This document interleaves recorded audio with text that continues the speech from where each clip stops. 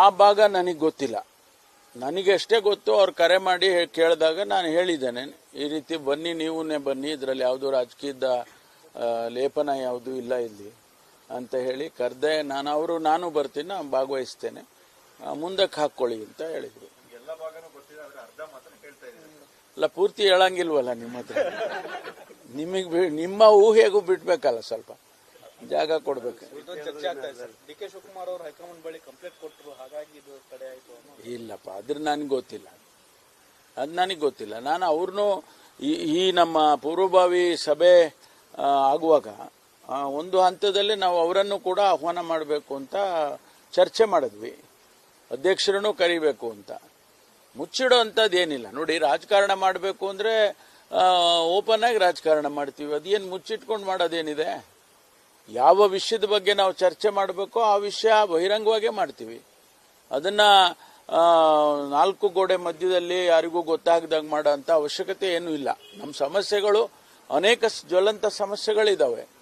ಇವತ್ತು ದಲಿತ ಸಮುದಾಯಕ್ಕೆ ಆಗ್ತಕ್ಕಂಥ ಅನೇಕ ತೊಂದರೆಗಳ ಬಗ್ಗೆ ಚರ್ಚೆ ಮಾಡಬೇಕಲ್ಲ, ಅಟ್ರಾಸಿಟೀಸ್ಗಳಾಗ್ತವೆ, ಅದ್ರ ಬಗ್ಗೆ ಚರ್ಚೆ ಮಾಡಬೇಕಲ್ಲ.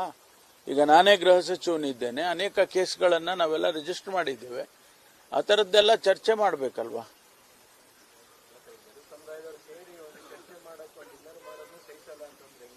ಯಾರು ಹೇಳಿಲ್ಲ ಹಂಗಂತ, ಸಹಿಸೋದಿಲ್ಲ ಅಂತ ನನಗಂತೂ ಯಾರು ಹೇಳಿಲ್ಲಪ್ಪ. ಹಂಗೆ ಯಾರನ್ನ ಹೇಳಿದ್ರೆ ನಾವು ಅದ್ರ ಬಗ್ಗೆ ತಲೆ ಕೆಡಿಸ್ಕೊಳಕ್ ಹೋಗೋದು. ಒಂದು ವೇಳೆ ನಾವು ಸಹಿಸೋದಿಲ್ಲ, ನೀವು ಮಾಡಿದರೆ ಸಹಿಸೋದಿಲ್ಲ ಅಂತ ಯಾರಾದರೂ ನಮ್ಗೆ ಹೇಳಿದರೆ ಅದಕ್ಕೆ ಉತ್ತರ ಕೊಡ್ತೇವೆ ನಾವು ಸರಿಯಾಗಿ, ಅದಕ್ಕೇನು ತೊಂದರೆ ಇಲ್ಲ, ಆ ಶಕ್ತಿ ಇದೆ ನಮಗೆ. ಚರ್ಚೆ ಮಾಡೋದನ್ನ ವರದಿನ ಹೈಕಮಾಂಡ್ ತರಿಸ್ಕೋಬಹುದಿತ್ತಲ್ಲ ಸರ್ ಇವತ್ತು? ಯಾವುದು ಇಲ್ಲ, ಅವರೇ ಭಾಗವಹಿಸಬೇಕು ಅಂತ ಅಂದಾಗ ಚರ್ಚೆ ವರದಿ ಕೊಡೋದೇನಿದೆ? ಅವರೇ ಭಾಗವಹಿಸ್ತೀನಿ ಅಂದಾಗ ಒಳ್ಳೇದಲ್ವಾ ನಮಗೆ. ಹೈಕಮಾಂಡಿನ ಅವರು ರೆಪ್ರೆಸೆಂಟೇಟಿವ್ ಇದ್ದಾಗ ಅನೇಕ ತೀರ್ಮಾನಗಳು ಅಲ್ಲೇ ಆಗ್ಬಿಡ್ತವೆ.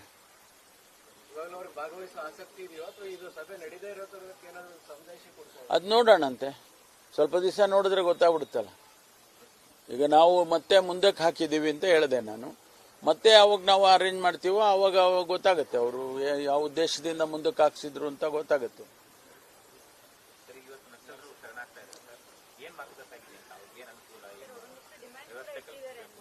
ಇಲ್ಲ, ಈಗ ಅವರು ಸರೆಂಡರ್ ಆಗ್ತಾ ಇದ್ದಾರೆ ಅನ್ನೋದು ಅಷ್ಟೇ ನಾನು ಹೇಳಬಲ್ಲೆ.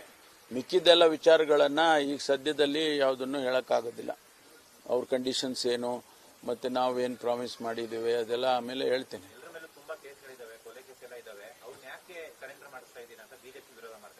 ಇಲ್ಲ, ನಾವೇನು ನೋಡಿ, ನಾವು ಕರೆ ಕೊಟ್ಟಿದ್ದು ಇಲ್ಲೇ ನಿಂತ್ಕೊಂಡು ಹೇಳಿದೆ ಅಲ್ಲ ನಾನು.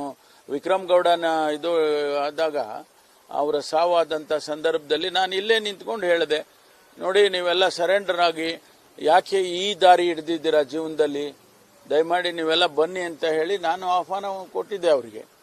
ಅದೇ ರೀತಿ ನಮ್ಮ ಇಲಾಖೆಯಿಂದ ANFನವರು ಕೆಲಸ ಮಾಡಿದ್ದಾರೆ, ಹಿರಿಯ ಅಧಿಕಾರಿಗಳು, ಕಿರಿಯ ಅಧಿಕಾರಿಗಳು ಎಲ್ಲರೂ ಕೂಡ.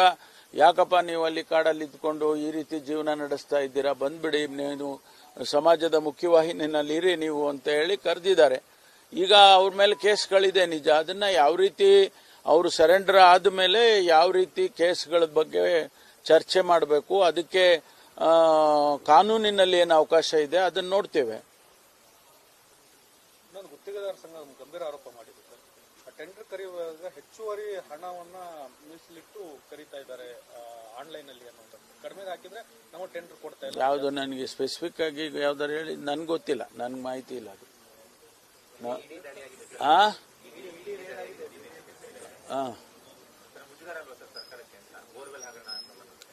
ಅಲ್ಲ, ಅವರು ಇಡಿನವರು ನಮ್ಮನ್ನು ದಾಳಿ ಮಾಡಲ್ಲ.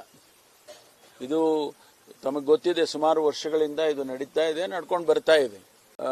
ನನಗೆ ಮೇಲ್ನೋಟಕ್ಕೆ ಸಿಕ್ಕಿದ ಮಾಹಿತಿ ಏನಪ್ಪಾ ಅಂತ ಹೇಳಿದ್ರೆ, ಕೇಂದ್ರ ಸರ್ಕಾರ ಹಣ ಕೊಟ್ಟಿದೆ BBMPಗೆ. ಆ ಹಣದ ಉಪಯೋಗ ಅಥವಾ ದುರುಪಯೋಗನ ನೋಡಬೇಕು ಅಂತ ಹೇಳಿ ಅವರು ರೈಡ್ ಮಾಡಿದ್ದಾರೆ ಅಂತ. ಅದರಲ್ಲಿ ಏನು ಮಾಹಿತಿ ಸಿಕ್ಕಿದೆ ಅವ್ರದ್ದು ನಮಗೇನು ಗೊತ್ತಿಲ್ಲ ಅದು.